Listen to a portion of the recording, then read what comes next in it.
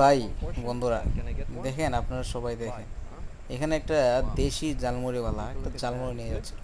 তখন সেই অবস্থায় একটা বিদেশি ব্লগার, মানে সে ব্লগ করতেছিল, সে আসলে একজন বিখ্যাত ফুড ব্লগার। সো সে তাকে থামালো এবং মানে জালমুড়ি খাওয়ার জন্য তার মাথা থেকে টুকরিটা নিচে নামালো এবং বলল যে আমাকে কিছু দাও, এবং সে 10 টাকার বা 20 টাকার ওইরকম নিল। কিন্তু একটা জিনিস চিন্তা করেন, আমরা যখন ফুড ব্লগিং করতে চাই তখন বাঙালি মানুষ যারা আছে তারা কিন্তু এইগুলো জিনিসগুলো পছন্দ করে না বা অ্যাপ্রিসিয়েট করে না। সো দেখুন, সে কিন্তু একজন বিদেশি ব্লগার, তার অডিয়েন্স, যার ভিউয়ার্স আছে ম্যাক্সিমাম কিন্তু বাহিরের দেশের, হয়তো দেশেরও অনেক কিছু অনেক মানুষ আছে, কিন্তু দেখেন সে কিন্তু আমাদের বাংলাদেশি ফুডগুলারে, যে বাংলাদেশি ট্রেডিশনাল যেগুলো ওইগুলা কিন্তু প্রমোট করতেছে।